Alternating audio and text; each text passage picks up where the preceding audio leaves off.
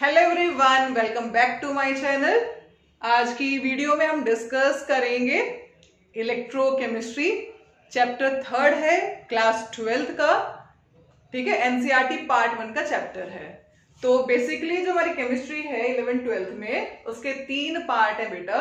Physical chemistry, inorganic and organic. तो electrochemistry जो है वो फिजिकल केमिस्ट्री का चैप्टर है और एक इंपॉर्टेंट चैप्टर है बोर्ड पॉइंट ऑफ व्यू से। 5 मार्क का चैप्टर आता है जिसमें 3 मार्क का न्यूमेरिकल आता है और 2 मार्क की थ्योरी आती है। तो अगर अपने 5 मार्क इंश्योर करना चाहते हो तो वीडियोस को पूरा देखना, और वीडियोस अगर आपको अच्छी लगे तो लाइक भी करें और चैनल को सब्सक्राइब भी करें। तो आज का चैप्टर है इलेक्ट्रोकेमिस्ट्री, जो कि फिजिकल केमिस्ट्री की ब्रांच है। तो सबसे पहले हम ये देखते हैं कि इस इलेक्ट्रोकेमिस्ट्री के अंदर एक्चुअल में हम पढ़ेंगे क्या। तो इलेक्ट्रोकेमिस्ट्री के अंदर मेन हम 2 डिवाइसेस की स्टडी करते हैं। कौन कौन से 2 डिवाइसेस की स्टडी करते हैं? Electrochemical cell and electrolytic cell. Electrochemical cell and electrolytic cell पढ़ेंगे। तो बोर्ड में इसमें भी 1 मार्क का क्वेश्चन बनता है। तो इलेक्ट्रोकेमिकल सेल क्या होता है? दोज डिवाइस और cell, those device which convert chemical energy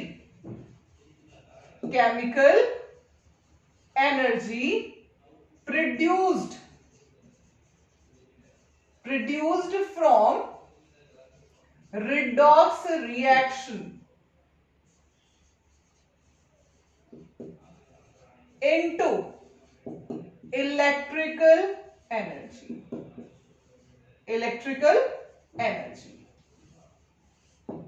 यानी इलेक्ट्रोकेमिकल सेल वो डिवाइस होते हैं जो केमिकल एनर्जी को इलेक्ट्रिकल एनर्जी में कन्वर्ट करते हैं। अगर हम सीधे सीधे लैंग्वेज में बोले, chemical energy is converted into electrical energy. अब जैसे कि नाम से पता चल रहा है केमिकल एनर्जी, तो कोई केमिकल रिएक्शन हुई होगी, उससे वो एनर्जी प्रोड्यूस होगी। तो किस टाइप की रिएक्शन हुई है? रिडॉक्स। यानी सबसे पहले स्टेप में रिडॉक्स रिएक्शन होती है। रिडॉक्स रिएक्शन से जो एनर्जी प्रोड्यूस होगी उस एनर्जी को हम केमिकल एनर्जी बोलेंगे, और ये डिवाइस उस केमिकल एनर्जी को इलेक्ट्रिकल एनर्जी में कन्वर्ट करेगा। तो this type of device is known as electrochemical cell, which is also known as galvanic cell. इसका एक और नाम है गैल्वेनिक सेल। तो एग्जाम्पल से आपको समझाती हूँ, डेली लाइफ एग्जाम्पल से। हम सबके घर में इन्वर्टर है, क्योंकि गर्मी सबको लगती है। तो लाइट अब गर्मी में जाते तो इन्वर्टर सबसे पहले लगवाते हैं सब। तो इन्वर्टर वर्क क्या करता है? अगर आप साइंस पढ़ रहे हो और उसको रिलेट नहीं कर पा रहे अपनी लाइफ के साथ, तो वो मतलब वेस्टेज है बेटा सारा। तो आपका घर में अगर लाइट चली जाती है तो इन्वर्टर का काम क्या है? अब इन्वर्टर के 2 पार्ट हैं। एक तो इन्वर्टर जिसे आप बोल रहे हो, और उसके साथ अटैच रहती हैं बैटरीज। तो बैटरी के अंदर सबसे पहले रिडॉक्स रिएक्शन होगी। बैटरी के अंदर रिडॉक्स रिएक्शन होगी, अपने आप होगी। यानी रिएक्शन कैसी है? Spontaneous, feasible. आप कुछ नहीं करा रहे हो, बैटरी के अंदर रिडॉक्स रिएक्शन अपने आप हो रही है। यानी वो प्रोसेस जो अपने आप चलती है, अपने आप कंप्लीशन तक पहुंचती है, आर फिजिबल और स्पॉन्टेनियस। यानी इलेक्ट्रोकेमिकल सेल के अंदर जो रिडॉक्स रिएक्शन हो रही है स्पॉन्टेनियस एंड फिजिबल। तो delta G value, what is delta G?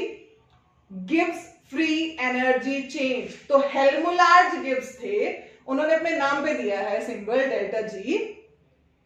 तो ये फ्री एनर्जी क्या होती है? आपको पता है, कभी भी इनपुट अगर तुम 100% लेके चलो तो आउटपुट 100% नहीं आता है।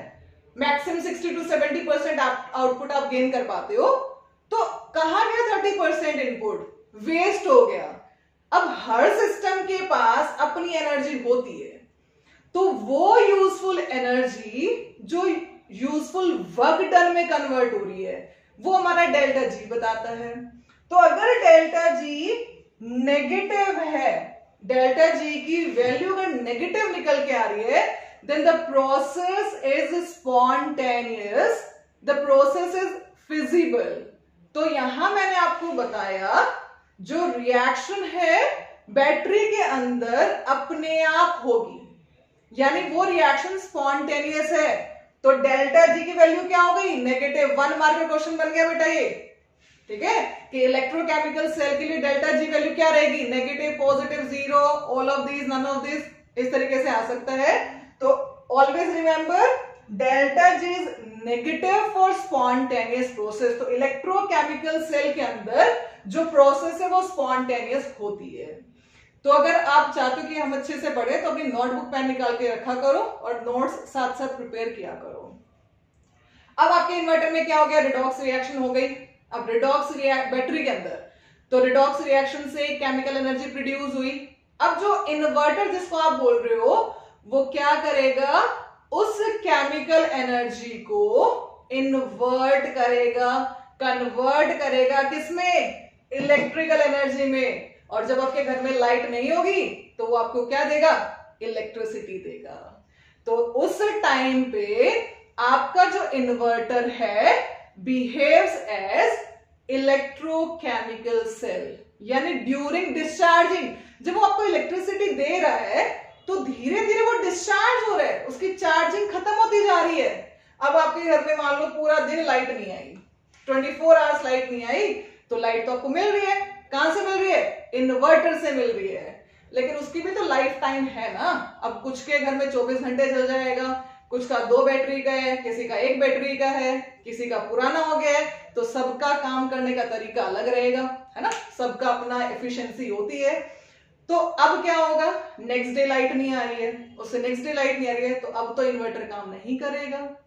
अब कब काम करेगा, जब आपकी लाइट आएगी और वो इलेक्ट्रिकल एनर्जी को यूज करेगा, इन्वर्टर अपने आप को रिचार्ज करेगा, इलेक्ट्रिकल एनर्जी को यूज करेगा, यानी सबसे पहले वो इलेक्ट्रिकल एनर्जी यूज करेगा, यानी इलेक्ट्रोलाइटिक सेल जिसमें इलेक्ट्रिकल एनर्जी किसमें कन्वर्ट होती है, केमिकल एनर्जी में, और वो रिडॉक्स रिएक्शन कराती है, ठीक है।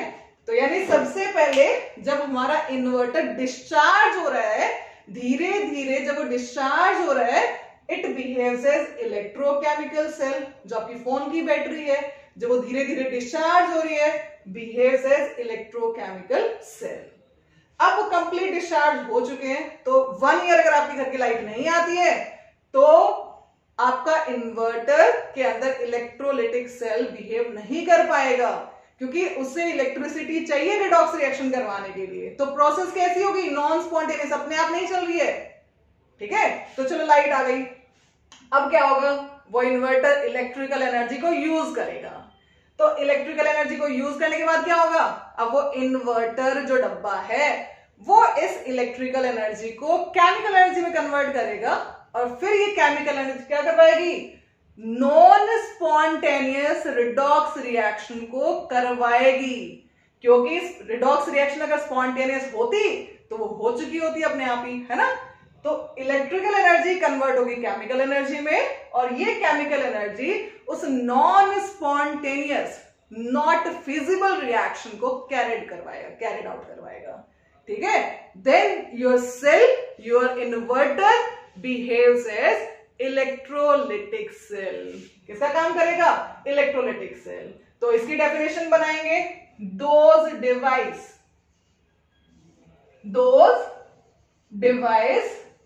which convert electrical energy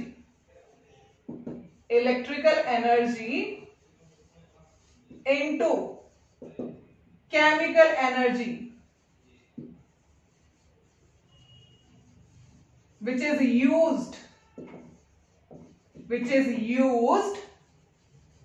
to carried out redox reaction. तो वो रिडॉक्स रिएक्शन नॉन स्पॉन्टेनियस थी, यानी प्रोसेस नॉन स्पॉन्टेनियस थी। तो what is the value of delta G here? तो डेल्टा जी क्या रहेगा? Positive for non spontaneous process. हमेशा ध्यान रखना, बच्चे बोर्ड में मिस्टेक करते हैं। नेगेटिव मतलब process is spontaneous. Delta G negative indicate process is spontaneous. Delta G positive indicate process is non spontaneous. तो इलेक्ट्रोलिटिक सेल का एग्जांपल तो आप 10th में भी पढ़ चुके हो, इलेक्ट्रोलिसिस ऑफ वाटर। यानी यहाँ पे सबसे पहले इलेक्ट्रिसिटी प्रोवाइड कर रहे हैं, तो इलेक्ट्रिसिटी करेगा क्या? इलेक्ट्रोलिसिस करवाएगा। इलेक्ट्रिसिटी क्या करेगा? इलेक्ट्रोलिसिस। इलेक्ट्रोलिसिस मतलब electro word use for light and lysis for break down. यानी लाइट को यूज करके हम अगर किसी चीज को तोड़ते हैं, इलेक्ट्रिसिटी को यूज करके अगर हम किसी को ब्रेक कर रहे हैं, स्प्लिट कर रहे हैं, द प्रोसेस इज इलेक्ट्रोलिसिस। तो इसमें इलेक्ट्रोलिसिस प्रोसेस भी होती है, ठीक है। तो दोनों एक दूसरे के रिवर्ट है, यानी इलेक्ट्रोकेमिकल सेल जिसमें केमिकल एनर्जी किसमें कन्वर्ट हो रही है? इलेक्ट्रिकल एनर्जी में। इलेक्ट्रोलिटिक सेल जिसमें केमिकल एनर्जी किसमें कन्वर्ट हो रही है, मतलब इलेक्ट्रिकल एनर्जी किसमें कन्वर्ट हो रही है? केमिकल एनर्जी में। तो during recharging of inverter battery it behaves as electrolytic. During discharging of inverter battery it behaves as electrochemical cell और गैल्वेनिक सेल। तो बेस्ट एग्जांपल लगता है मुझे, क्योंकि इसमें हम दोनों को एक्सप्लेन कर सकते हैं एक साथ ही। तो अब हम पढ़ रहे हैं इलेक्ट्रोकेमिकल सेल, ठीक है। अगर स्क्रीनशॉट लेना चाह रहे हो तो जल्दी से स्क्रीनशॉट ले सकते हो। अब हम इलेक्ट्रोकेमिकल सेल को डिटेल में पढ़ेंगे चैप्टर में, और सारे बोर्ड से रिलेटेड क्वेश्चन मैं आपको बताऊंगी कि हम कौन कौन से क्वेश्चन बोर्ड के प्रिपेयर कर सकते हैं। अब हमने बोला कि जो इलेक्ट्रोकेमिकल सेल है, सबसे पहला स्टेप उसमें रिडॉक्स रिएक्शन होती है। तो रिडॉक्स रिएक्शन क्या होती है? RED for reduction, OX for oxidation. इसका मीनिंग इसी के नाम में छिपा हुआ है। वो रिएक्शन जिसमें रिडक्शन और ऑक्सीडेशन दोनों साथ साथ चलते हैं। Those reaction in which reduction and oxidation takes place simultaneously, the reaction is known as redox reaction। यानी एक ही रिएक्शन के अंदर रिडक्शन भी होना चाहिए और एक ही रिएक्शन के अंदर ऑक्सीडेशन भी होना चाहिए। अब बेटा 10th में भी आपने रिडॉक्स रिएक्शन की डेफिनेशन पढ़ी है, ऑक्सीडेशन पढ़ा है, रिडक्शन पढ़ा है सेपरेटली।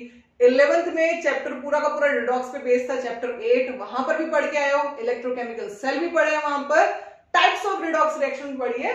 तो मैं थोड़ा सा आपको रिवाइज भी करवाती हूँ। तो redox reaction basically are of two type, direct redox reaction, direct और इनडायरेक्ट रिडॉक्स रिएक्शन। तो डायरेक्ट रिडॉक्स रिएक्शन वो redox reaction which takes place in single container, यानी वो रिएक्शन जिसमें ऑक्सीडेशन और रिडक्शन दोनों ही एक सिंगल बीकर या कंटेनर में होगा। तो उस टाइप की रिएक्शन को हम डायरेक्ट रिडॉक्स रिएक्शन बोलते हैं। Indirect redox reaction, those reaction in which reduction takes place in separate half cell, oxidation takes place in separate half cell. यानी रिडक्शन अपने बीकर में चलेगा, ऑक्सीडेशन अपने बीकर में चलेगा, ठीक है। तो उस टाइप की रिडॉक्स रिएक्शन को क्या बोलते हैं? Indirect redox reaction. तो इस डायरेक्ट पर जो क्वेश्चन बनता है वो 1 मार्क का बनता है बोर्ड के लिए। कैसे बनता है? Can you store copper sulphate solution? NCERT का क्वेश्चन यही है। Can you store copper sulphate solution in a zinc pot? देखो, कॉपर सल्फेट सॉल्यूशन को जिंक पॉट में रख रहे हैं, तो दोनों को हम एक ही कंटेनर में रख रहे हैं। दोनों अलग अलग टाइप की स्पीशीज है। कॉपर, एक में तो कॉपर सॉल्ट के अंदर कॉपर मेटल है और एक में जिंक है, तो दो अलग अलग मेटल या मेटल के सॉल्ट को हम एक ही बीकर में रख रहे हैं ना। तो किसका एग्जांपल हो गया? डायरेक्ट रिडॉक्स रिएक्शन का, ठीक है। तो चेक करते हैं पेपर में कैसे करके आओगे। Can you store copper sulphate solution in zinc pot? यानी जो बर्तन है भाई वो तो तुम्हारा है जिंक से बना हुआ, जिंक मेटल का है, और इसमें हम क्या करना चाह रहे हैं? कॉपर सल्फेट को, जो कि ब्लू कलर का होता है, कॉपर सल्फेट का जो सोल्यूशन है, सॉलिड नहीं, सॉलिड तो ब्लू कलर का, लेकिन उसका सोल्यूशन बना के डाला है यहाँ पे। भाई कॉपर सल्फेट अगर एनहाइड्रस है तो व्हाइट होता है, बट कॉपर सल्फेट के साथ 5 वाटर ऑफ क्रिस्टलाइजेशन होते हैं, जिसकी वजह से ब्लू इन कलर। तो ये ब्लू कलर का जो सोल्यूशन था कॉपर सल्फेट का, हमने जिंक पॉट में डाल दिया। तो पूछ रहे क्या स्टोर कर सकते हैं? तो अगर इनके बीच में कोई रिएक्शन नहीं हो रही है तो कर सकते हैं स्टोर। अगर कोई रिएक्शन हो रही है तो कैसे स्टोर करोगे? कॉपर सल्फेट तो कुछ और बन जाएगा। Point clear? तो हम यहाँ पे क्या चेक करेंगे, क्या इस जिंक और कॉपर सल्फेट के बीच में कोई रिएक्शन होगी? तो जिंक, ये जिंक मेटल ले लिया, और क्या ये कॉपर सल्फेट सॉल्यूशन के साथ रिएक्ट करेगा? तो पहले मैं तुम्हारी 10th वाली नॉलेज के अकॉर्डिंग बता रही हूं। वहां पर हमने क्या पढ़ा था, रिएक्टिविटी सीरीज पढ़ी थी 10th में, कि zinc metal is more reactive than copper. जो जिंक मेटल है वो कॉपर से ज्यादा रिएक्टिव होता है। फिर हमने डिस्प्लेसमेंट रिएक्शन भी पढ़ा था 10th में, कि मोर reactive metal displaces the other less reactive metal from its salt. तो we know that zinc is more reactive than copper। तो जैसे ही तुम कॉपर सल्फेट को जिंक के बर्तन में डालोगे, जिंक क्या करेगा? ज्यादा पावरफुल है, ज्यादा रिएक्टिव है, उसको भगाएगा और उसकी जगह खुद जाके बैठ जाएगा और क्या बना देगा? Zinc sulphate plus copper. तो धीरे धीरे कॉपर सल्फेट का ब्लू कलर जो फेड होने लग जाएगा, तो हमें लगेगा इसमें रिएक्शन हो रही है, तो हम नहीं स्टोर कर पाएंगे ना, नहीं कर पाएंगे, क्योंकि कुछ टाइम के बाद कॉपर सल्फेट बचेगा ही नहीं। वो किस में टर्न हो जाएगा? जिंक सल्फेट में, और कॉपर मेटल चिपक जाएगा। तो no we can not store copper sulphate solution in zinc pot. तो इसका आंसर आप ऐसे लिख सकते हो, zinc is more reactive metal than copper. ठीक है, zinc is more reactive metal than copper और मोर इलेक्ट्रोपॉजिटिव। मैंने यहां वर्ड यूज किया है, zinc is more reactive and more electropositive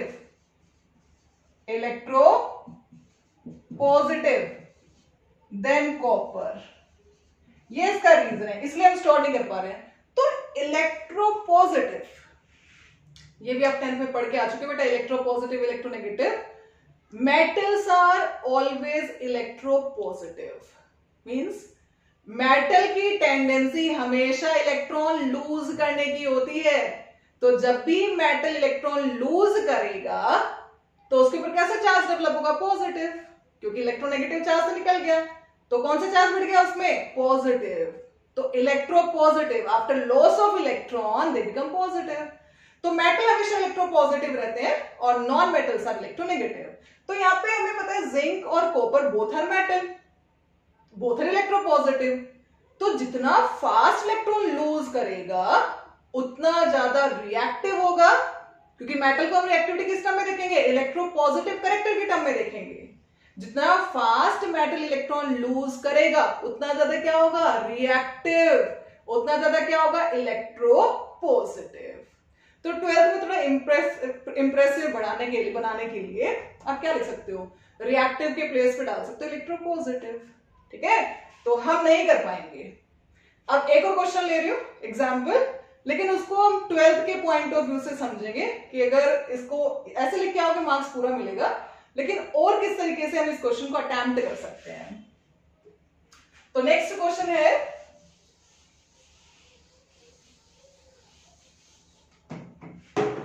question number next, can you stir silver nitrate solution? Silver nitrate का solution है with copper spoon, with copper spoon. Question क्या है कि प्लास्टिक का बीकर लोगे, अब यहां पे कोई मेटल का नहीं लेना, ये हमने प्लास्टिक बीकर ले लिया और इसके अंदर हमने सिल्वर नाइट्रेट डाल दिया, AgNO3, सिल्वर नाइट्रेट का सॉल्यूशन डाल दिया। अब आपसे पूछा है कि अगर आपकी स्पून कॉपर की है तो with the help of this copper spoon क्या हम सिल्वर नाइट्रेट को स्टिर कर सकते हैं? स्टिर मतलब मिक्स कर सकते हैं। तो सेम दिमाग में रहना चाहिए पॉइंट, अगर रिएक्शन नहीं हो रही है तो कर सकते हैं ना, हमें क्या जा रहा है। लेकिन अगर रिएक्शन होगी तो नहीं कर पाओगे, क्योंकि धीरे धीरे स्पून डिसॉल्व हो जाएगी। है ना, कुछ और कंपाउंड बन जाएगा। तो हमें यही तो चेक करना है कि क्या इस स्पून के साथ, कॉपर स्पून के साथ, क्या ये सिल्वर नाइट्रेट रिएक्शन देगा। यानी ये स्पून हमारी किसकी थी, कॉपर की। तो हम क्या चेक करना चाह रहे हैं कि ये कॉपर क्या इस सिल्वर नाइट्रेट के सिल्वर से ज्यादा रिएक्टिव है। तो अब दूसरे टर्म में 10th की रिएक्टिविटी सीरीज आपको पता है, तो पता है copper is more reactive then silver, copper ज्यादा रिएक्टिव होता है सिल्वर से, तो स्टोर नहीं कर पाएंगे। लेकिन अब हम ई नॉट वैल्यूज, आपने standard reduction electrode potential value वाली टेबल पढ़ी थी, जो हाइड्रोजन के साथ कपल बना के एक आपकी बुक में लगा रखी है, 11th में भी और 12th में भी। तो वहां पर 11th में भी आपको टीचर ने समझाया होगा कि ई नॉट वैल्यूज क्या होती है। अगर आपको नहीं आता है और अच्छे से डीपली समझना है तो मैं अलग से वीडियो बनाऊंगी, क्योंकि ये वीडियो बहुत लेंथी बन जाएगी बेटा। तो ई नॉट वैल्यू कॉपर की हमें पता है, कॉपर 2+ से copper is 0.34 volt. E not value of silver is 0.80 volt. Both are reduction values, दोनों रिडक्शन वैल्यू है। More the E not value more will be the reduction. जितनी ज्यादा ई नॉट वैल्यू होगी उतना ज्यादा रिडक्शन होगा। अब एक छोटा सा पॉइंट और आपको बताती हूं, ऑक्सीडेशन और रिडक्शन के कुछ डिफरेंसेस बता देती हूं। होप है कि सबको आते होंगे, लेकिन फिर भी मैं रिवाइज करवा देती हूं ताकि कोई कंफ्यूजन ना रहे। ऑक्सीडेशन पढ़ा आपने, addition of oxygen, addition of hydrogen is reduction, removal of hydrogen is oxidation, removal of oxygen is reduction. ये 9-10 तक का था यूज, अब यूज नहीं होगा। अब हम क्या पढ़ेंगे, इंक्रीज इन ऑक्सीडेशन स्टेट। अगर किसी स्पीशीज की ऑक्सीडेशन स्टेट में इंक्रीज आता है, एग्जाम्पल जिंक सॉलिड Zn2+ में कन्वर्ट हो गया बाय लॉस ऑफ 2 इलेक्ट्रॉन, तो जिंक मेटल है, जिस स्टेट में वो नेचर प्रेजेंट होगा ऑक्सीडेशन स्टेट 0, तो 0 से +2 बड़ा ही तो है, तो जिंक इज गेटिंग ऑक्सीडाइज्ड। ठीक है, नेक्स्ट है डिक्रीज इन ऑक्सीडेशन स्टेट। अगर ऑक्सीडेशन स्टेट में डिक्रीज आता है तो उसका रिडक्शन होता है। कैसे आगे डिक्रीज, कॉपर 2+ 2 इलेक्ट्रॉन को गेन करेगा, कॉपर सॉलिड में कन्वर्ट होगा, तो +2 से गया 0, decrease in oxidation state, that means copper 2+ reduce to copper. ठीक है, 4th पॉइंट ऑक्सीडेशन का, लॉस ऑफ इलेक्ट्रॉन। अगर किसी स्पीशीज, कोई स्पीशीज इलेक्ट्रॉन लूज करती है तो उसका ऑक्सीडेशन हो रहा है। देखो यहाँ पे जिंक ने इलेक्ट्रॉन लूज किए तो हमने प्रोडक्ट साइड में दिखाए हैं। अगर कोई स्पीशीज इलेक्ट्रॉन गेन करती है, गेन ऑफ इलेक्ट्रॉन होते हैं, यानी उसका रिडक्शन हुआ है भाई। ठीक है, अब यहाँ पे सिल्वर और कॉपर बोथ आर मेटल। अब मेटल्स आर इलेक्ट्रोपॉजिटिव। इलेक्ट्रोपॉजिटिव मतलब हमेशा उनकी टेंडेंसी इलेक्ट्रॉन लूज करने की होगी। अच्छा एक एग्जांपल देते, शेर है भाई, तो शेर को खाना नहीं मिला तो ये थोड़ा घास खाएगा, खाएगा तो मांस ही ना। तो सिमिलरली बेटा दोनों ही मेटल हैं और मेटल की टेंडेंसी इलेक्ट्रॉन लूज करने की है। तो जो मेटल इलेक्ट्रॉन लूज करेगा, एक दूसरे मतलब दोनों मेटल डिफरेंट है तो दोनों की पोटेंशियल डिफरेंस होगी ना, पोटेंशियल डिफरेंट होगी इलेक्ट्रॉन लूज करने की। जो फास्ट इलेक्ट्रॉन लूज करेगा वो ज्यादा रिएक्टिव होगा, वो ज्यादा इलेक्ट्रोपॉजिटिव होगा, और लूज करे तो उसी का क्या होगा, ऑक्सीडेशन। यानी हमें यहां से ये पता चला जो ज्यादा मोर रिएक्टिव मेटल है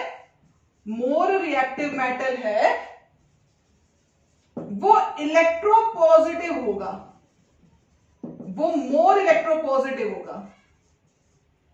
ठीक है, और वो ही उसी के टेंडेंसी इलेक्ट्रॉन लूज करने की होगी ज्यादा। मान लो मैं कहूं कि कॉपर और सिल्वर में copper is more reactive metal, तो किस तरीके से रिएक्टिव है, उसकी टेंडेंसी इलेक्ट्रॉन लूज करने की ज्यादा है एज कंपैरिजन टू सिल्वर। और जो इलेक्ट्रॉन लूज करते हैं उनका क्या होता है, ऑक्सीडेशन। यानी जो मोर इलेक्ट्रोपॉजिटिव है उसका क्या होगा बेटा, ऑक्सीडेशन होगा। क्योंकि तुम अगर रिडॉक्स कपल बना रहे हो तो अगर एक एलिमेंट का ऑक्सीडेशन हो रहा है तो ऑटोमेटिकली दूसरे सेल में, मैंने मेटल का नहीं बोला, मेटल तो इलेक्ट्रॉन गेन लूज ही करता है, वो गेन नहीं करेगा। तो उसकी आयनिक स्पीशीज वगैरह या उसका आयन वगैरह इलेक्ट्रॉन गेन करेगा, वो अलग बात है। तो उस मान लो जो ज्यादा रिएक्टिव मेटल है तो उस सेल में इलेक्ट्रॉन लूज होगा तो ऑक्सीडेशन होगा और दूसरे हाफ सेल में रिडक्शन होगा। ठीक है, तो हमें ये चेक करना है। तो यहाँ पे ई नॉट वैल्यूज दे रखी है जिनको हम कैसे रीड करेंगे, standard not for standard condition के लिए है रिडक्शन, क्योंकि टेबल में पूरी रिडक्शन वैल्यू है। हाइड्रोजन को एनोड पे रख के दूसरे एलिमेंट को कैथोड पे रखा है और कैथोड पे क्या होता है, रिडक्शन होता है। तो standard reduction E for electrode potential, electron की इलेक्ट्रोड जो इसकी टेंडेंसी इलेक्ट्रॉन लूज करने की गेन करने की वो दे रखी है। Potential of copper is 0.34 volt, electrode potential of silver is 0.80 volt. More E not value, more will be the reduction, भाई रिडक्शन वैल्यू है ना, तो जितनी ज्यादा ई नॉट वैल्यू होगी उतना ज्यादा क्या होगा, रिडक्शन। तो दोनों में से रिडक्शन किसका होगा, इसका होगा, तो ऑटोमेटिकली कॉपर का क्या होगा, ऑक्सीडेशन। यानी अब बताओ इसमें से which metal is more reactive, metal क्या होते हैं, इलेक्ट्रोपॉजिटिव। इलेक्ट्रोपॉजिटिव मतलब have tendency to lose electron. Lose electron कौन करता है, जिसका ऑक्सीडेशन होगा, तो ऑक्सीडेशन किसका हो रहा है, कॉपर का। तो ये तो मैंने बोला था कॉपर इज मोर इलेक्ट्रोपॉजिटिव। ठीक है, तो अब यहां से पता चला इस वैल्यू से कॉपर जो है वो ज्यादा इलेक्ट्रोपॉजिटिव है। तो इलेक्ट्रोपॉजिटिव यानी रिएक्टिव है तो सिल्वर को भगाएगा और खुद बैठ जाएगा। तो क्या फॉर्म करेगा, copper nitrate and silver is deposited, यानी खुद धीरे धीरे क्या बना देगा, कॉपर नाइट्रेट बना देगा और सिल्वर मेटल जो है वो चिपकना शुरू हो जाएगा, डिपॉजिट होना शुरू हो जाएगा। अब आंसर क्या लिखोगे, copper is more reactive, more electropositive लिख सकते हो, या E not value of copper is less as comparison to E naught value of silver. Hence, we cannot stir the silver nitrate solution with copper spoon. हम copper की spoon से इस silver nitrate solution को stir नहीं कर सकते हैं। तो ये दो टाइप के मैंने स्टिर करने वाला, स्टोर करने वाला बताया आपको। तो यहाँ पर सिर्फ आपको क्या देखना है कि क्या हम मतलब अगर मेटल के बीच में और जो सोल्यूशन देगा उसके पीछे कोई रिएक्शन नहीं हो रही है तो आप स्टोर कर पाओगे, अगर रिएक्शन होगी तो स्टोर नहीं कर पाओगे। तो इसमें सिर्फ 1 मार्क का ये क्वेश्चन बनता है, लेकिन इससे भी इंपॉर्टेंट क्वेश्चन है बेटा इस चैप्टर में। अब हम पहुंचते हैं इनडायरेक्ट रिडॉक्स रिएक्शन पर। ये डायरेक्ट का एक क्वेश्चन करवाए, 2 क्वेश्चन करवाए, इसी टाइप के क्वेश्चन बनेंगे। अब कितने ही क्वेश्चन कर लो, तो आपको एक क्वेश्चन दे देती हूँ, उसको सॉल्व करना, आंसर डाल देना भाई, कमेंट करके आंसर लिख सकते हो आप। कैन वी, क्वेश्चन देख लो, can we store ferrous sulphate solution. Ferrous sulphate solution का कलर कैसा होता है, 10th में ही पढ़ा है फेरस सल्फेट, लाइट ग्रीन। तो क्या हम फेरस सल्फेट सॉल्यूशन को सिल्वर के बर्तन में, सिल्वर कंटेनर या पॉट, सिल्वर पॉट में स्टोर कर सकते हैं? आपके लिए क्वेश्चन है, प्रैक्टिस करना और मेरे को कमेंट करके आंसर बताना क्या हम स्टोर कर सकते हैं या नहीं स्टोर कर सकते हैं। ठीक है, चलो अब हम बढ़ रहे हैं इनडायरेक्ट। तो एक बार थोड़ा सा रिवाइज कर देती हूँ 12th जो 11th में आपने पढ़ा, उसके बाद हम अपने मेन टॉपिक पे आएंगे। इनडायरेक्ट रिडॉक्स रिएक्शन का सेटअप बता देती हूँ होता है क्या, फिर आपको इतना छोटा सा मेथड बताऊंगी ना कि आपको 11th क्लास का चैप्टर अगर आपने नहीं पढ़ा है, क्योंकि बच्चे पता है मुझे 1 साल से तुम ऑनलाइन क्लासेस ले रहे हो तो थोड़ा सा डिफिकल्टी तो रहती है बच्चे के लिए ना, कंटिन्यूएशन में भी रहती है और पंक्चुअलिटी रेगुलरिटी सब चीजों में रहती है बेटा। ठीक है, लेकिन फिर भी कोशिश करूंगी कि आपका 11th वाला टॉपिक भी इसी चैप्टर में कवर कर दूं और आपको 11th की कोई प्रॉब्लम ना आए। तो इनडायरेक्ट रिडॉक्स रिएक्शन में ऑक्सीडेशन और रिडक्शन अलग अलग बीकर में चलेगा, तो पूरी थ्योरी नहीं समझाऊंगी इसकी, जितनी 12th के लिए नीडेड है सिर्फ उतनी बताऊंगी। तो इनडायरेक्ट में क्या करेंगे बेटा, लेफ्ट हैंड साइड में हम बीकर लेंगे जिसमें रोड डालेंगे और इसको डिप करेंगे इसी के इलेक्ट्रोलाइट के अंदर। ठीक है, तो यहां पर एनोड, लेफ्ट हैंड साइड में जो इलेक्ट्रोड है उसको हम एनोड बोलेंगे। एनोड पर ऑक्सीडेशन होगा, हमेशा ध्यान रखना। एनोड पे क्या होगा, ऑक्सीडेशन। और एनोड इलेक्ट्रोकेमिकल सेल की नेगेटिव, हम ये इलेक्ट्रोकेमिकल सेल पढ़ रहे हैं अभी तक, इलेक्ट्रोलाइटिक नहीं पढ़ रहे हैं, वो लास्ट में पढ़ेंगे, ठीक है।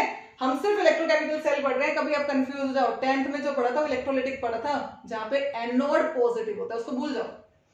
एनोड पे ऑक्सीडेशन और साइन कैसा रहेगा, नेगेटिव। अच्छा और भी थोड़ा सा कर देती हूँ उसको एक्सप्लेन क्या होगा।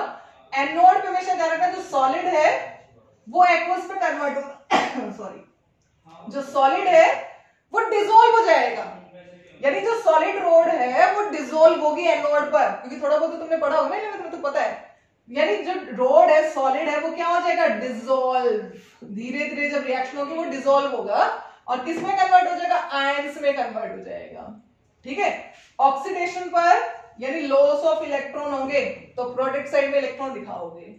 ये दूसरा half cell right hand side में हमेशा बनाओगे कैथोड, कैथोड होगा पॉजिटिव, रिडक्शन होगा इस पर, और यहां पर एक्वस जो है वो सॉलिड में जाएगा, डिपोजिशन होगा, ठीक है। एनोड डिसॉल्व होगा और कैथोड पर क्या होगा, डिपोजिशन, डिपोजिट होगा, यानी धीरे धीरे एनोड तो पतली हो जाएगी, डिसॉल्व हो जाएगी, और कैथोड मोटी होना शुरू हो जाएगी। अब इसको हम डिप करेंगे किसके अंदर, इसी के इलेक्ट्रोलाइट के अंदर, ठीक है। सपोज हम यहाँ पे जिंक ले लेते हैं, तो इसको डिप कर दिया zinc sulphate, 1 molar zinc sulphate solution. यहां पे लिया कॉपर और इसको डिप किया copper sulphate solution, CuSO4 solution. दोनों को गैल्वेनोमीटर के साथ की वगैरह लगाएंगे, सर्किट कंप्लीट करेंगे और यहां लगाएंगे सॉल्ट ब्रेस। ब्रीफ में बता रही हूं बेटा, ठीक है। 11th में पूरा चैप्टर पढ़ के आए हो, नहीं पढ़ा है तो 11th की वीडियो बनाऊंगी जब देखना। ये सॉल्ट ब्रेस जिसमें हमने डाला है अगर अगर, और क्या लेते हैं, इनर्ट इलेक्ट्रोलाइट KCl लेते हैं। तो सारी स्टोरी लिखी है यहाँ पे जो कैथोड है वो धीरे धीरे मोटी हो जाएगी, थिक हो जाएगी, एनोड डिसॉल्व हो जाएगी, कैथोड पर साइन पॉजिटिव रहेगा, रिडक्शन होगा, एक्वस सॉलिड में जाएगा, कैथोड पर डिपोजिशन होगा तब वो मोटी होगी, और गेन ऑफ इलेक्ट्रॉन होगा, गेन ऑफ इलेक्ट्रॉन। तो 12th पॉइंट ऑफ व्यू से आपके लिए ये सारी चीज इंपॉर्टेंट है, आपको पता होना चाहिए कि एनोड पे क्या होता है, कैथोड पर क्या होता है। अगर ये पता नहीं होगा आपको चैप्टर नहीं आएगा बिल्कुल भी, ठीक है। तो ये हमारा इनडायरेक्ट रिडॉक्स रिएक्शन का एग्जांपल है जिसमें हमने zinc copper redox couple choose किया है। एक और पॉइंट बताती हूं आपको इंपॉर्टेंट, एनोड पर हमेशा मोर रिएक्टिव मेटल को रखोगे, मोर रिएक्टिव मेटल, और मोर रिएक्टिव के लिए हम वर्ड क्या यूज कर सकते हैं, मोर इलेक्ट्रो पॉजिटिव। तो मोर इलेक्ट्रो पॉजिटिव वाले एलिमेंट को आप इस पे रखोगे, यानी यहां से क्या हिंट मिली, zinc is more reactive than copper. Zinc जो है वो कॉपर से ज्यादा रिएक्टिव है। इसकी वर्किंग नहीं समझाऊंगी बेटा, बहुत लेंथी वीडियो बन जाएगी, क्योंकि चैप्टर हम कर रहे हैं क्लास 12th का, और जो ये वर्किंग है वो क्लास 11th में है, ये सेल भी नहीं है। तो जो इंपॉर्टेंट पोर्शन है वो मैंने आपको बता दिया, इसको बिल्कुल अच्छे से 2-3 बार पढ़ लेना। जो भी स्टेटमेंट मैंने लिखी है यहाँ पर, ये स्टेटमेंट अगर आपको पता चल गई कि कैथोड पर क्या होता है, एनोड पे क्या होता है, साइन क्या होते हैं, ध्यान रखना इलेक्ट्रोकेमिकल सेल है। Zinc copper redox couple is also known as Daniell cell, तो डैनियल सेल का एग्जांपल है। अब हम करते हैं कि रिएक्शन कैसे कैसे होंगी इस पे, क्योंकि आपको रिएक्शन बनानी भी आनी चाहिए, ठीक है। तो एट एनोड, एनोड पर रिएक्शन क्या होगी, जिंक जो है, जो जिंक सॉलिड है, लिखा है मैंने सब कुछ यहां पर कि सॉलिड किस में जाएगा, एक्वस में जाएगा, सॉलिड किस में जाएगा, एक्वस में। तो जिंक सॉलिड किस में कन्वर्ट होगा, Zn2 प्लस एक्वस। ऐसे तो कन्वर्ट नहीं हो जाएगा ना अपने आप ही, क्या होगा, लॉस ऑफ इलेक्ट्रॉन, तो इलेक्ट्रॉन लूज होगा, इलेक्ट्रॉन लूज होगा, ठीक है बेटा। 2 मिनट वेट करो, फोन आया कोई, ठीक है। तो जिंक सॉलिड जो है वो Zn2 प्लस एक्वस में कन्वर्ट होगा बाय लॉस ऑफ 2 इलेक्ट्रॉन। लिखा है यहाँ पे सॉलिड जा रहा है एक्वस में, इलेक्ट्रॉन लूज होंगे, कितने, 2 इलेक्ट्रॉन लूज होंगे।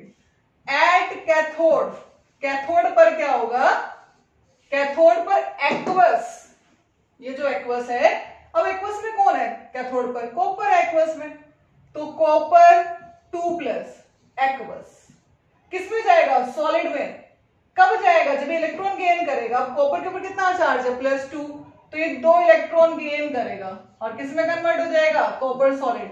यानी यहाँ के जो कॉपर आए थे वो इस पे चिपकना शुरू हो जाएंगे। जिंक सॉलिड, ये जिंक सॉलिड धीरे धीरे डिसॉल्व हो जाएगी, ऐसे धीरे धीरे डिसॉल्व हो जाएगी, ये डिसॉल्व हो गई और यहां पर कॉपर चिपक जाएगा आके, ये मोटी हो जाएगी। ठीक है, इसने वेट गेन कर दिया और इस बेचारे का वेट चला गया। ठीक है, तो क्या ध्यान रखोगे? एट एनोड जिंक जो सॉलिड है वो किस में जाएगा? एक्वस में। By loss of electron, electron lose करेगा। कैथोड पर क्या होगा? एक्वस, जो एक्वस आयन है वो इलेक्ट्रॉन गेन करेगा और किस में कन्वर्ट होगा? सॉलिड में। अब ओवरऑल रिडॉक्स रिएक्शन लिखेंगे तो आप देख रहे हो इलेक्ट्रॉन दोनों में सेम है, जितने इलेक्ट्रॉन लूज हो रहे उतने गेन हो रहे, तो कट कर दिए। जिंक सॉलिड, ये zinc solid plus copper 2 plus aqueous give rise to Zn2 plus aqueous plus copper solid. ये हुआ है। लेकिन इसमें भी क्या हुआ है? हमने पहले किया can you store copper sulphate solution in zinc pot, direct redox reaction करी, उसमें एक ही बर्तन में सब कुछ हो रहा था। अब यहाँ पे सेम ही तो हो रहा है। Zinc is more reactive, zinc ने क्या कर दिया? कॉपर 2 प्लस को भगा दिया और उसकी जगह खुद बैठ गया, Zn2 प्लस बना दिया। लेकिन यहाँ पर क्या हो रहा है? अलग अलग बर्तन में हो रहा है, बस डिफरेंस ये है, हो रही वही रिडॉक्स रिएक्शन है। अब मान लो ये पूरा बड़ा सा सेल है, इसको एक लाइन में रिप्रेजेंट करना है तो उसे बोलेंगे हम सेल रिप्रेजेंटेशन, जो कि आप अपनी एनसीईआरटी खोलोगे क्वेश्चन नंबर 5 एक्सरसाइज का देखोगे तो आप देखोगे सारे सेल रिप्रेजेंटेशन गिवन है, सारे क्वेश्चन सेल रिप्रेजेंटेशन की फॉर्म में गिवन है, तो उनको कैसे पढ़ोगे? तो आपको स्क्रीनशॉट लेना है तो स्क्रीनशॉट लो, लिखना है तो जल्दी से लिखा करो, साथ साथ नोट्स बनाया करो। अब है आपका सेल रिप्रेजेंटेशन। कितने बड़े सेल को हम एक लाइन में कैसे रिप्रेजेंट करेंगे? कैसे करेंगे? देखो क्या था एनोड पे?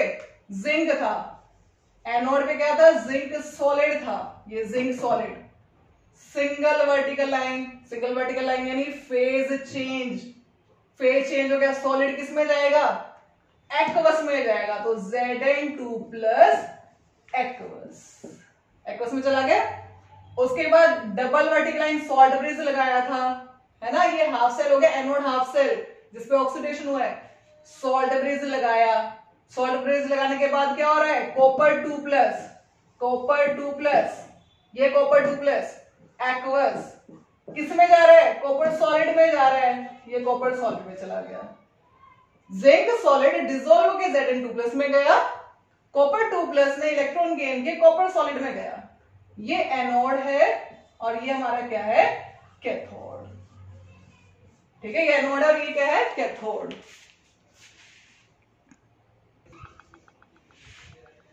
तो बेटा पहुंचते हैं अपने 12th क्लास के टॉपिक पर, जो कि इंपॉर्टेंट है। अभी मैंने जो आपको समझाया था वो 11th क्लास की एक्सप्लेनेशन थी, डिटेल में नहीं समझाया क्योंकि चैप्टर बेटा समझाने लगी तो 12th का नहीं रहेगा, वो 11th का ही आ जाएगा। जितने नीडेड था वो आपको समझा दिया मैंने। तो आज जो टॉपिक कर रहे हैं वो मोस्ट इंपॉर्टेंट है, जो कि 99.9% पेपर में आता ही आता है, नर्स्ट इक्वेशन। तो नर्स्ट इक्वेशन हमें क्या देगा? Nernst equation gives the relation, किसका रिलेशन? अब मैंने बताया कि आपके बुक में स्टैंडर्ड रिडक्शन पोटेंशियल वैल्यू के लिए पूरी टेबल गिवन है ना, पूरी टेबल गिवन है। अब वो टेबल आई कैसे? एनोड जो मैंने भी बताया, एनोड पे रख दिया हाइड्रोजन इलेक्ट्रोड को फिक्स कर दिया, तो हाइड्रोजन इलेक्ट्रॉन को SHE बोलते हैं, standard hydrogen electrode having potential 0 volt. और दूसरे पे रख दिया दूसरे इलेक्ट्रोड को, कॉपर को, जिंक को ऐसे रखा, जो गैल्वेनोमीटर में रीडिंग आई वो दूसरे इलेक्ट्रोड की रीडिंग आ गई। अब वो स्टैंडर्ड कंडीशन पे थी, जो हाइड्रोजन के साथ कपल बनाया वो स्टैंडर्ड कंडीशन पे था, यानी 1 मोलर कंसेंट्रेशन के लिए था। अगर हम कंसेंट्रेशन चेंज कर देते हैं तो गैल्वेनोमीटर की रीडिंग यानी जो सेल पोटेंशियल है उसमें क्या इफेक्ट पड़ेगा, उसकी रीडिंग क्या सेम रहेगी या चेंज हो जाएगी, वो कौन बताता है? Nernst equation. यानी Nernst equation gives the effect of change of concentration of ions on E cell। तो what is E cell? Cell potential, जो कि पोटेंशियल डिफरेंस होता है दोनों इलेक्ट्रोड का। सेल पोटेंशियल और EMF इलेक्ट्रोमोटिव फोर्स। तो Nernst equation gives the effect of change of concentration of ions. कौन से आयन? अब एग्जांपल लिया था, जिंक Zn2+ में कन्वर्ट हो रहा है तो Zn2+ की कंसंट्रेशन, कॉपर 2+ कॉपर में कन्वर्ट हो रहा है तो कॉपर 2+, क्योंकि हमने इलेक्ट्रोलाइट में डिसॉल्व किया ना कॉपर सल्फेट को, कॉपर को कॉपर सल्फेट में डिप किया, जिंक को जिंक सल्फेट में डिप किया, वहां पे लिखा था मैंने 1 मोलर, अब यहाँ पे क्या लिखा 0.001 मोलर, 0.30 मोलर, कंसंट्रेशन चेंज कर दी ना। तो कंसंट्रेशन चेंज करने से सेल पोटेंशियल पर क्या इफेक्ट पड़ेगा, ईएमएफ पर क्या इफेक्ट पड़ेगा, वो नर्स इक्वेशन देती है। उसके लिए एक अच्छा सा फॉर्मूला है, वो हम फॉर्मूला पढ़ते हैं, ठीक है।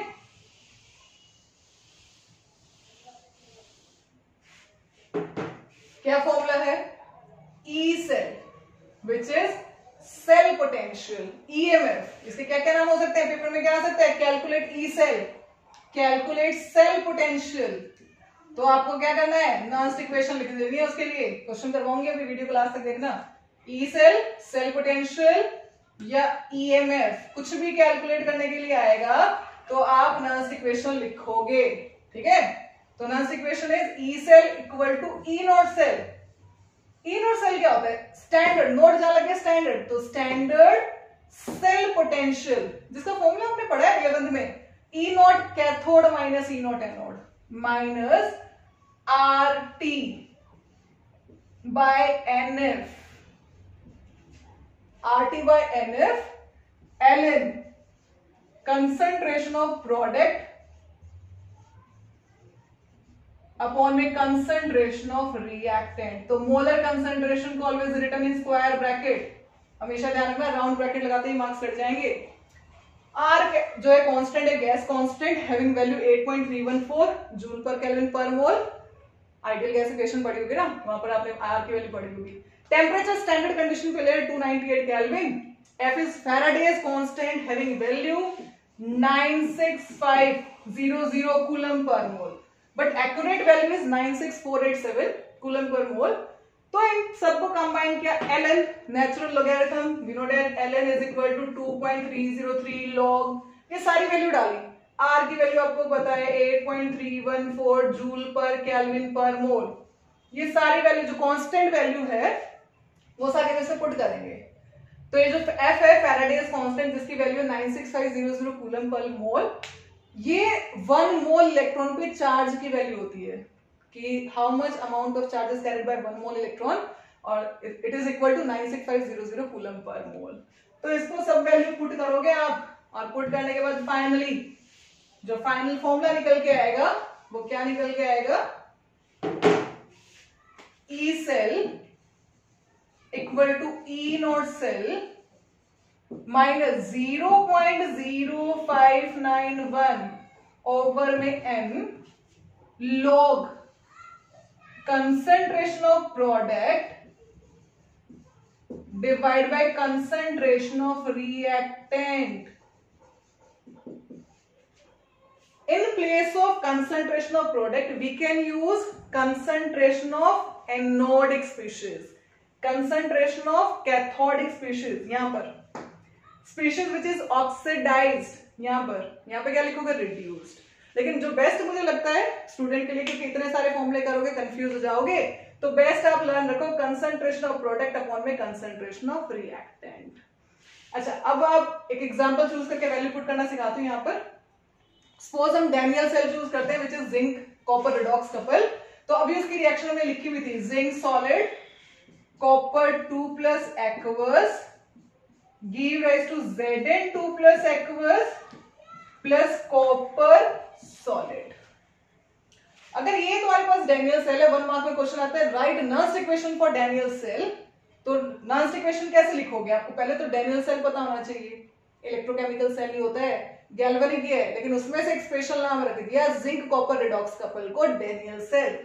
तो ई सेल लिखोगे, E cell which is equal to E not cell. E not cell कैसे निकलेगा, E not cathode minus E not anode minus 0.0591 over में n। ये n क्या है, बार बार number of electrons involved in balanced redox reaction. मतलब जब मैंने कैथोड एनोड रिएक्शन लिखी थी, वीडियो को पीछे करके दोबारा से देखना, जब हम कैथोड एनोड रिएक्शन लिख रहे थे तो हमने इलेक्ट्रॉन को कट किया था, यानी जब हम बैलेंस कर रहे थे, ओवरऑल रिडॉक्स रिएक्शन कर रहे थे तो हमने इलेक्ट्रॉन को कट किया था। जो इलेक्ट्रॉन हमने कट करे हैं n की वैल्यू है, तो कितने इलेक्ट्रॉन कट किए हैं उसमें 2 इलेक्ट्रॉन कट किए हैं, तो n की वैल्यू क्या होगी 2 लॉग कंसंट्रेशन ऑफ प्रोडक्ट।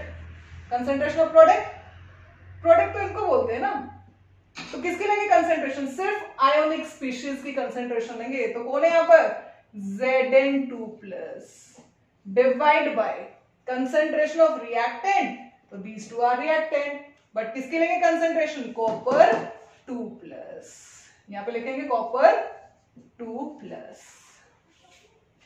तो this is Nernst equation for Daniell cell. ये नॉन्स्ट इक्वेशन डेनियल सेल की E cell is equal to E naught cell minus 0.0591 log concentration of Zn2 plus upon में concentration of copper 2 plus।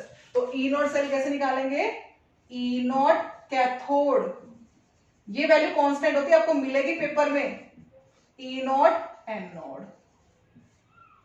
यानी आपको मैं best suggestion जो दे रही हूँ वे दे रही हूँ, जब भी नॉन्स्ट इक्वेशन लिखोगे रिडॉक्स रिएक्शन लिख दो, anode cathode overall redox reaction, चाहे बोला हो या ना बोला हो, उससे आपके परसेंटेज एरर कम हो जाएगा। जो हम पेपर चेकिंग करने जाते हैं बेटा, तो वहीं यही मिस्टेक मिलती है, बच्चा स्टोइचियोमेट्री भूल जाता है, इसकी इलेक्ट्रॉन एन की वैल्यू गलत निकाल देता है, पूरा क्वेश्चन सॉल्व करता है, आके बोलता है 3 नंबर मिलेंगे पूरे क्वेश्चन में, और कितना मिलता है 0 बड़े वाला। ठीक है, तो आप क्या करोगे, सबसे पहले रिडॉक्स रिएक्शन लिखोगे, कैथोड एनोड ओवरऑल, वहां से आपको एन भी मिलेगा जो ये एन है। उसके बाद अभी हम नेक्स्ट जब एग्जांपल चूज करेंगे तो आप देखोगे कहीं पर पावर भी आएंगी, स्टोइचियोमेट्री मिलेगा, सब कुछ मिलेगा। तो अगर अच्छे से करना है तो रिडॉक्स रिएक्शन लिखोगे सबसे पहले। ठीक है,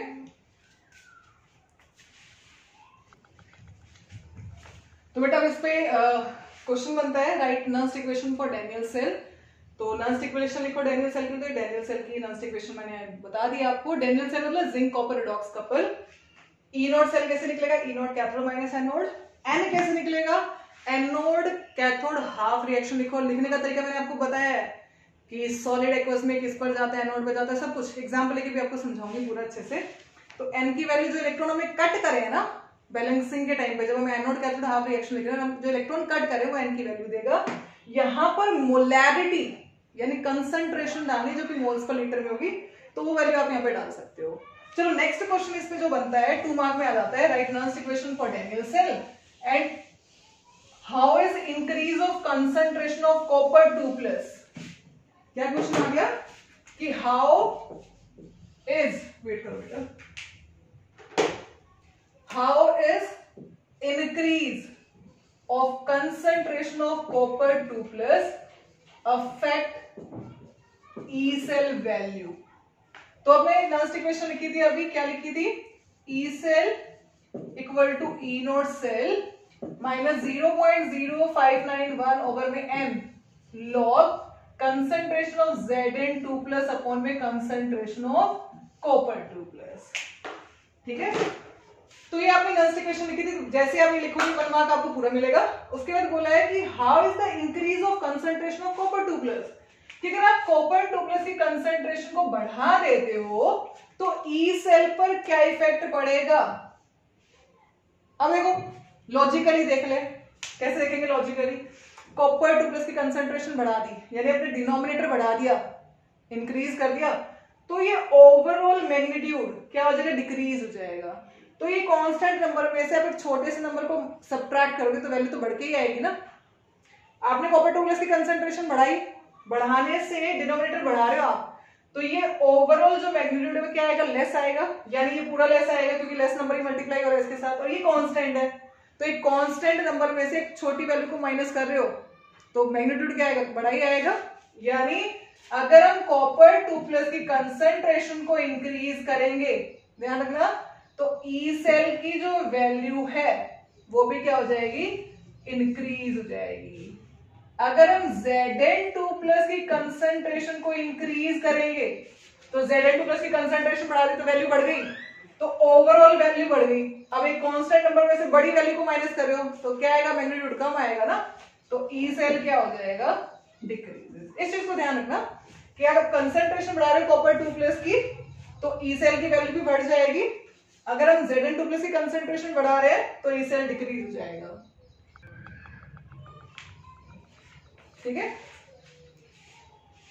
नेक्स्ट देखो,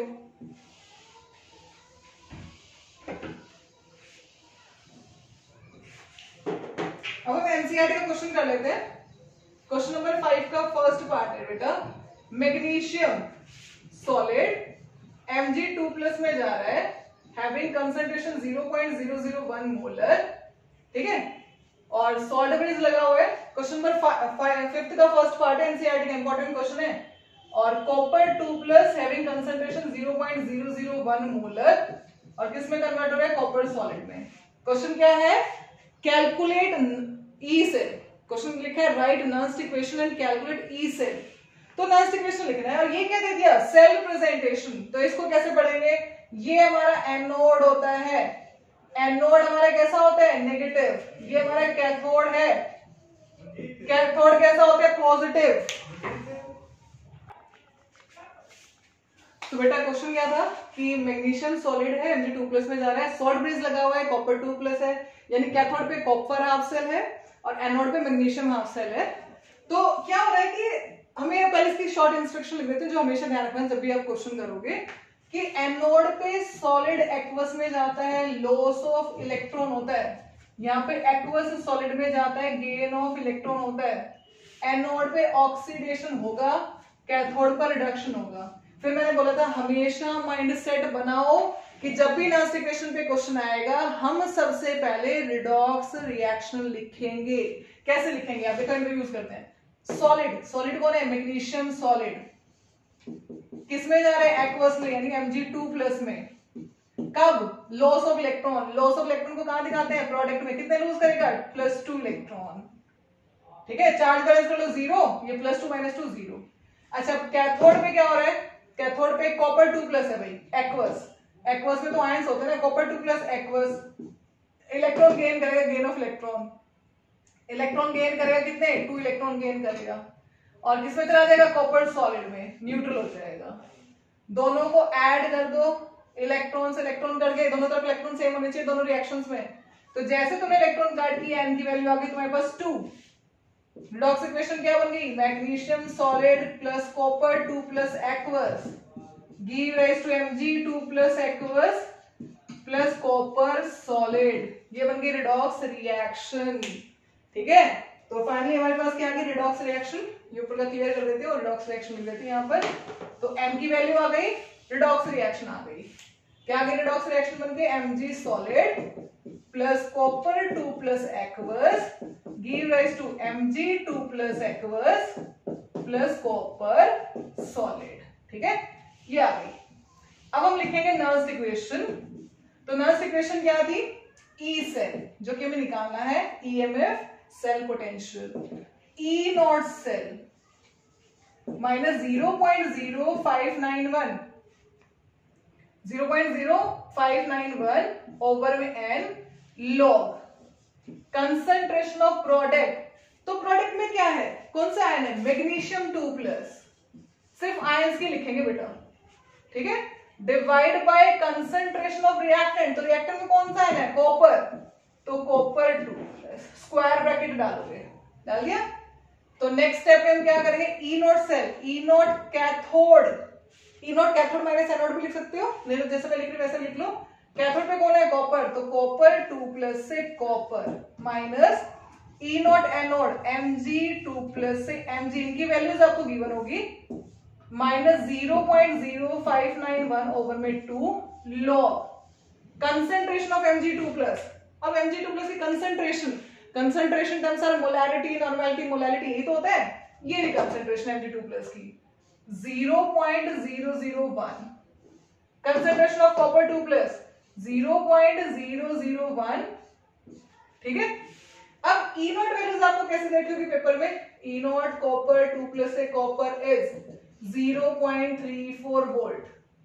ठीक है, ई नॉट वैल्यू Mg2+ से Mg इज -2.37 वोल्ट। ये वैल्यूज है, तो रखो बेटा। कॉपर की वैल्यू रख दी 0.34 volt, E not value volt में होती है, ये माइनस है तो माइनस माइनस हो गया प्लस, 2.37 वोल्ट। इसको यहीं पे डिवाइड कर दो 0.0295 लॉग, इसको सॉल्व करो, ये हो गया 10 की पावर -3, नीचे 10 की पावर -4, -3 से -3 कट जाएगा तो 10 की पावर -1 बचेगा नीचे, जो कि ऊपर आके क्या हो जाएगा log 10, तो ये कितना हुआ 2.7 वोल्ट आ गया, -0.0295 log 10 बचेगा। log 10 कितना होता है 1 होता है, log 10 कितना है 1, तो 2.71 वोल्ट -0.0295, इसमें से इसको सब्ट्रैक्ट कर देना, जो आंसर है वोल्ट में आंसर लिख देना। ठीक है, तो ये जो हमारा न्यूमेरिकल है मोस्ट इंपोर्टेंट है, बोर्ड में 3 मार्क का आता है बेटा। ठीक है, तो बोर्ड क्वेश्चन करवा रहे हैं सारे जो भी बनते हैं। एक और क्वेश्चन करते हैं एनसीईआरटी का ही, इसमें 4 पार्ट है, फर्स्ट सेकंड पार्ट में करा देती हूँ, थर्ड और फोर्थ आप ट्राई करोगे, अगर फिर भी कोई डाउट लगती है तो आप मुझे कमेंट बॉक्स में डाल देना, उस क्वेश्चन की भी वीडियो बना के मैं डाल दूंगी। ठीक है, चलो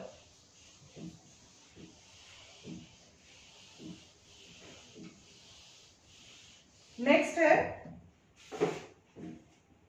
क्वेश्चन नंबर 5 का second part, Fe solid, Fe2+ में कन्वर्ट हो रहा है, 0.01 मोलर कंसेंट्रेशन है, H+1 मोलर आयन है, H2 में कन्वर्ट होंगे एट प्लेटिनियम सॉलिड। तो हाइड्रोजन तो गैस होती है ना, तो गैस तो इलेक्ट्रॉन इधर से उधर मूव नहीं करा सकती है, तो कोई तो सरफेस प्रोवाइड करेगा for the transfer of electron, जो हाइड्रोजन इलेक्ट्रॉन को ट्रांसफर करवाएगा one cell to another cell. तो हमने लिया प्लेटिनियम वायर क्योंकि वो इनर्ट होती है। ठीक है, तो इसमें प्लेटिनियम लिखा और कोई उसका रोल नहीं है, it provide surface for the transfer of electron. तो सबसे पहले मैंने बताया आपको हम क्या बनाएंगे, रिडॉक्स इक्वेशन बनाएंगे। देखो आपको पता चलेगा क्या मिस्टेक हो सकती थी आपसे। हमें बताइए एनोड होता है, एनोड पर ऑक्सीडेशन रहेगा, ये कैथोड होता है, कैथोड पर रिडक्शन रहेगा, सॉलिड एक्वस में जाएगा, एक्वस सॉलिड में जाएगा, लॉस ऑफ इलेक्ट्रॉन होगा, गेन ऑफ इलेक्ट्रॉन होगा। अब तो इजी हो गया होगा।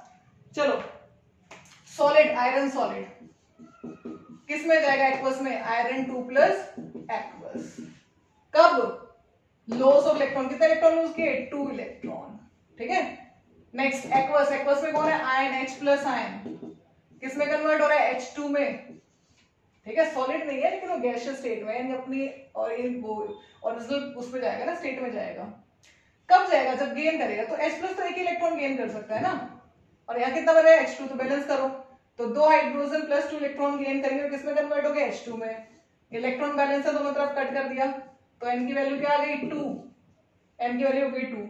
इक्वेशन क्या बन गई, iron solid plus 2H+ aqueous give rise to Fe2+ aqueous plus H2 gas. ये हमारी रिडॉक्स इक्वेशन बन गई। तो बीच का सारा पोर्शन मैं हटा देती हूँ, इसको ऊपर लिख देती हूँ यहाँ पे, M की वैल्यू भी आ गई हमारे पास। ठीक है, आप इसको साथ साथ नोट किया करो। तो ये बन गई equation Fe solid plus 2H+ aqueous give rise to Fe2+ aqueous और H2 गैस।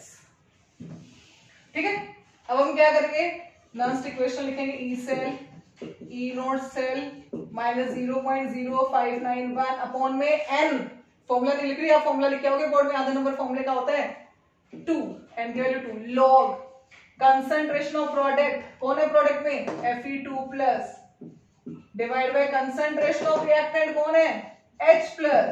बट यहाँ पे स्टोइचियोमेट्री भी है, स्टोइचियोमेट्री पावर में जाएगी बेटा, तभी चार्ज बैलेंस वाले का पे +2 था, अब हुआ +2। और अगर आपने रिडॉक्स रिएक्शन नहीं लिखी होती तो आप क्या लिख के आते, सीधा सीधा H+ लिख के आते, एनोड अपॉन कैथोड या ऑक्सीडाइज्ड स्पीशीज अपॉन रिड्यूस करके आते। तो ये मिस्टेक हम देखते हैं बोर्ड एग्जाम में, जब चेकिंग के लिए जाते हैं कि क्या कर रखा होता है, बच्चे पावर छोड़ाते हैं, स्टोइचियोमेट्री को पावर में बनाना छोड़ देते हैं। तो अगर मैंने बोला ना कि अगर आप माइंड सेट करोगे कि हम रिडॉक्स रिएक्शन लिखेंगे तो आपके परसेंटेज एरर होने के चांस कम हो जाएंगे। ठीक है, तो अब क्या करेंगे, ई not cell, E note cathode, cathode पे कौन है, हाइड्रोजन, माइनस ई नोट एनोड, कौन है, आयरन। ठीक है, माइनस डिवाइड कर दो 0.0295 लॉग, वैल्यू डालो H2, आयरन 2+ की 1 2 3 10 की पावर -3 डिवाइड बाय H+, कितना H प्लस 1 मोलर, तो 1 का होल स्क्वायर, 1 का स्क्वायर 1 ही होगा, कोई प्रॉब्लम नहीं है। ई नॉट वैल्यू हाइड्रोजन की हमेशा 0 वोल्ट रहती है, SHE है, और ई नॉट वोल्ट आयरन 2 प्लस से आयरन की वैल्यू आपको गिवन होगी पेपर में -0.44 वोल्ट, तो माइनस माइनस हो गया प्लस, ये हो गया 44 वोल्ट। -0.0295 log 10 की पावर -3, कौन सा फॉर्मूला लगेगा, log a की power b is b log a, power आगे आ जाती है तो पावर को आगे शिफ्ट करो, -0.0295 -3 log 10, और log 10 कितना बताया था अभी 1, तो log 10 हो गया 1, तो 0.0295 -3 और log 10 हो गया 1, इसको इसके साथ मल्टीप्लाई करोगे, ठीक है, और ये हो गया इतना, और माइनस माइनस क्या हो गया प्लस, 0.44 वोल्ट, दोनों को ऐड कर देना, आंसर आ जाएगा वोल्ट में, ठीक है। आई होप कि आपको ये न्यूमेरिकल अच्छे से समझ आ गए होंगे नॉन स्टिक इक्वेशन के। तो सारे बोर्ड क्वेश्चन अभी तक जो है वो डिस्कस किए हैं आपके साथ कि नॉन स्टिक, ऐसे तो बहुत सारे क्वेश्चन है, तो जो नेक्स्ट वीडियो बनाऊंगी वो भी नॉन स्टिक इक्वेशन के न्यूमेरिकल्स पे ही बनाऊंगी, जो एक्स्ट्रा क्वेश्चन जो आते हैं बोर्ड में। तो अगर अभी तक आपने चैनल को सब्सक्राइब नहीं किया तो बेटा चैनल को सब्सक्राइब कर ले, क्योंकि अब हम चैप्टर 3 कर चुके हैं स्टार्ट, चैप्टर 2 जो है उसकी वीडियोस पूरी डाल चुकी हूँ सॉलिड स्टेट की, ठीक है, प्रैक्टिकल से रिलेटेड वीडियोस डाल चुकी हूँ जो हमारे 12th में प्रैक्टिकल्स होते हैं, ठीक है, और अभी आगे भी डालती रहूंगी वीडियोस, लेकिन उसके लिए रिस्पॉन्स अच्छा चाहिए मुझे, ठीक है। तो ज्यादा से ज्यादा शेयर करो चैनल को, सब्सक्राइब करो और लाइक करो। Thank you.